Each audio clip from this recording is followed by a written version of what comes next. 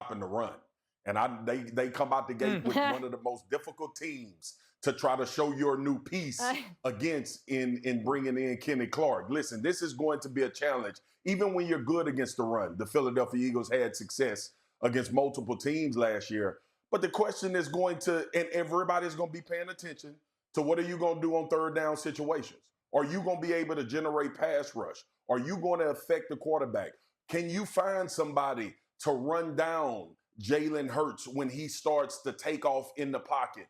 Who will the guy be? They brought Dante Fowler back. You got Nealon. You got Ezraku. Who will the guy be that's going to generate pressure from the outside? Because in no way do I expect one individual to impact the game, especially in the passing game, like Micah Parsons did for the Dallas Cowboys. Yeah, fella, for me, that's why this game's not really a referendum on is the Cowboys defense going to be improved, stopping the run. Kenny Clark has been there for 4 or 5 days. They're going against one of the, if not the best rushing football teams in the NFL, certainly one of the best offensive lines. So it's still a wait and see how improved the rush defense is. I would make the case that pass defense is primarily more important in today's NFL than rush defense. But with the addition of Kenny Clark, if Odighizuwa and him can help, Marcus's point, that'll be the most fascinating part of this game. When and if the Cowboys defense can get the Eagles into passing situations, does anybody sniff getting close to Jalen Hurts? But again, let's give this defense in Dallas a couple weeks to set in before we see if they've improved in the run defense area. Well, they better get some pressure on Jalen Hurts, Dan, because I think lost in all of this conversation about the defensive line and Parsons and the run defenses, there are major holes in this secondary. The back seven, really, the linebacking group, question marks, a weakness in my mind. Secondary, Trevon Diggs is activated. He himself has said he might be 75%. A.J. Brown, not the player you want to be 75% against if he's out there. Deron Bland, I don't know if they play him at the nickel in this one because of Devontae Smith, but then if you do that, you open up another glaring weakness at cornerback too. We know the math problem that this Eagles offense presents for defenses. If you stack the box against the run, you play man coverage, they'll punish you through the air. And I worry that if Dallas does focus on stopping Saquon Barkley, they're going to get obliterated through the air because of the weaknesses they've got in the back end. Yeah, MK, I think one of the things that's interesting, not only Thursday night, but about the secondary in general is Trayvon and really Deron Bland were ball hawks, but in many times, like playing man coverage, they would just have the ability to sit on stuff and pick the ball off. Matt Eberflus is not a man coverage kind of centric coach. They're going to play a lot more zone and a lot more shell down in Dallas. How do those secondary players, they're great players, but how do they fit in? Do they have the same amount of impact indifferent of the pass rush? Yeah, guys, something that I think is going to be huge. We just saw this. Eagles Pro Bowl guard Landon Dickerson upgraded to a full practice today, putting him on track to be able to play Thursday night. That's big. Also, Dan, people are worried that you're making a hostage video. He's just at the U.S. Open, guys. It looks a little weird, Dan. I don't know what your background is. I am literally in a dark closet. Yeah, that wall look expensive, though. That wall look expensive. Yeah, we all I mean, like, I kind of fell off a cliff there because I got so distracted by whatever Dan's doing. All right, in this article released this morning by Jeremy Fowler, new details emerged about how the Micah Parsons trade actually went down. This is pretty interesting. Some excerpts from the article. You can check it all out on ESPN.com. But the pivotal meeting that led to one of the most shocking NFL trades of the past decade occurred on a pleasant North Texas morning in mid-March. 5 months and a lifetime of ill feelings ahead of any deal being put to paper. The Cowboys believed they had a deal in place with Parsons and would continue to insist that he had agreed to it. Though the exact terms aren't known, Cowboys sources insist they offered more guaranteed money than the $136 million Parsons would get from Green Bay, albeit spread across a 5-year extension, not the 4-year extension that the Packers worked out. Quote, it was north of $150 million, the source said. To this day, Parsons' agency has never seen the final details or structure of the deal that Jones said he cut with Parsons. Parsons' agent, David Mulgeta, spoke to First Take this morning regarding the negotiations. He got a call from Jerry's assistant and was asked to come in to meet about leadership. So when he got back from his vacation, he came in and he gave him a call, told him he was back, he was ready to meet. At some point during that meeting that was represented to him was going to be about leadership. It turned into contract talk. And, if you're a 25-year-old football player and your boss, who happens to be the most powerful person in the NFL, starts talking about contracts, it's hard for you to end that conversation. So they had a conversation. Micah nodded his head out of respect. Obviously, there's a power dynamic that's a little different there. One guy is the owner of the team and the GM, and the other one is Micah Parsons, a young 25-year-old football player. So I'm not sure if there was a miscommunication there by the time Micah walked out, but at no point did Micah believe that he was negotiating a contract. Ooh, Swag, what do you make of all this in Dallas? It's so many layers, Boogie. But I have come to the conclusion that Dallas didn't want to sign Micah Parsons. And if they didn't, this is what people have been saying, is you should have made that decision earlier and maybe got more compensation. But all of this stuff that's coming out now is just like Boogie and Dio and Mina, we've all been in relationships, okay?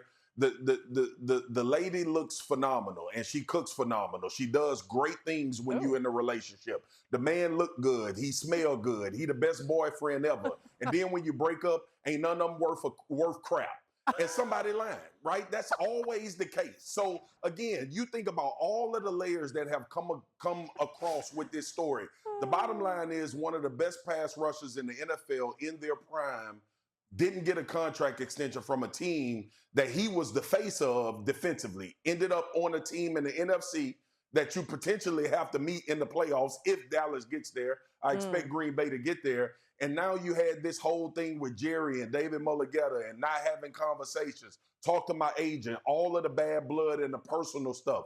But if you didn't really have a plan to sign Micah Parsons and you kind of just belabored this thing to try to figure out what the narrative would be when it was all said and done, you played yourself, Dallas. You either should have got it done earlier, got the contract done earlier at a cheaper rate like Mulligetta alluded to a year ago, or you make the trade and you get more for Micah Parsons when more teams probably would have been involved in pitching their tent to try to get him into their organization. In turn, you end up with this situation where we're 5 days out from the start of the season. You playing the Philadelphia Eagles in the first game of the season, and nobody's going to think about anything other than your young premier defensive player did not show up. I just hope Philly don't put a 40 burger on us. Okay, well, listen, that's like, yeah, they should have put a ring on it. Micah being the person they should have put the ring on, and then in a relationship analogy, if we're going to continue that on, you know how it go. I know. So then the worst thing is then when the person that you didn't put the ring on, then they go and have a great performance on the other team, which Dallas is now potentially going to be in that situation. So let's turn our attention to that other team. What the Packers got here, present day. Micah Parsons is now a Packer. Still wild to see him out there. I mean, look at him out there in a different uniform. Sure enough, he's practicing. He's getting ready to go. There he is with Green Bay. Now, Sunday, they open the season against the Lions with their new defensive start. Mina, how do you see the Packers working Micah into their defense week one? And Jeff Ashley must have woke up the happiest man on earth. That man cannot believe his luck. So Micah Parsons, there's many things that make him an amazing pass rusher. His speed is the first thing. He's got a great set of moves, but his alignment versatility is something that jumps out to me here. They're going up against the Detroit Lions team that is starting a rookie guard, a center who's a downgrade from the previous center, and then a second-year guard who looked promising last year. If I'm Hafley, I'm lining up Parsons on the inside. Not obviously, the bulk of his snaps, but you're definitely trying it because when he has done that, he has been devastating. And then suddenly he's getting double, tripled. That's opening opportunities for Rashawn Gary that he's going to have all season long, quite frankly. Lucas Van Ness, Edgerrin Cooper, who I think might be one of the best young blitzing linebackers in football, is going to have opportunities, unblocked pressures. So I wouldn't be surprised if we see some of that versatility from Micah early on, especially given the matchup against Detroit and the inexperience they've got on the interior of their offensive line. Well, MK, to your point, right? Lining Micah up in different spots, but also a four-man rush where you don't have to jeopardize your coverage and you can dictate to defenses. This is why players get paid so much. This is why the T.J. Watts and the Myles Garretts and the Micah Parsons get paid so much. Because teams come into games trying to figure out how in the hell are we going to stop this guy from wrecking our offensive game plan. And now you send him over to Green Bay where you have a defensive coordinator that showed vast improvement on this defense. Also, you got a lot of speed in which Mina alluded to. You start to play with that. You start to dictate. Dan and Mina and you, Boogie, have heard me say this all the time. the best defenses have the opportunity throughout games to dictate what they want the offense to do.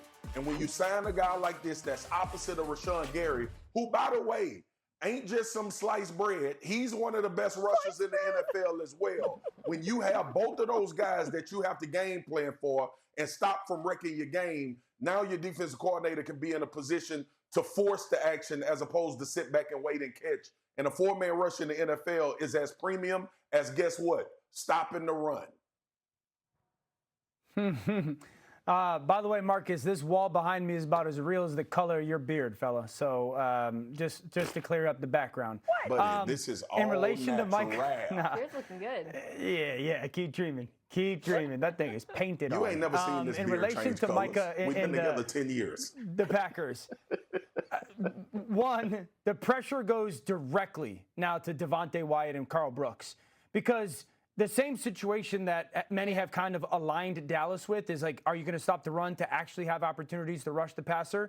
The Packers weren't great at that last year, and so those two interior players are going to have to step up, and I want to see some of the other young pieces. I think the second thing, MK Marcus, you know this, is when Micah was moved around in Dallas, it was often in man coverage situations, and it was an overload type. They were trying to bring more numbers than you could really handle. Hafley, one of his evolutions from the time really in San Francisco to last year was they started using a ton of simulated pressures in Green Bay. I want to see if they have simulated packages utilized for Micah already. If they are able to plug Micah in some of those simulated pressures where he bluffs and moves around and there's pick games inside. Because if they have that already, then this secondary that everyone's concerned about will play much, much better than people expect. I keep thinking about the Lions. You know, they've had all the change in the offseason. They're preparing for the Packers, and they're like, oh, man, now we got to prepare for Micah Parsons. We weren't planning on that. Yeah. Also, Dan, you are the grayest of us all. Like, I'm realizing this. Everybody else, none of us are going gray.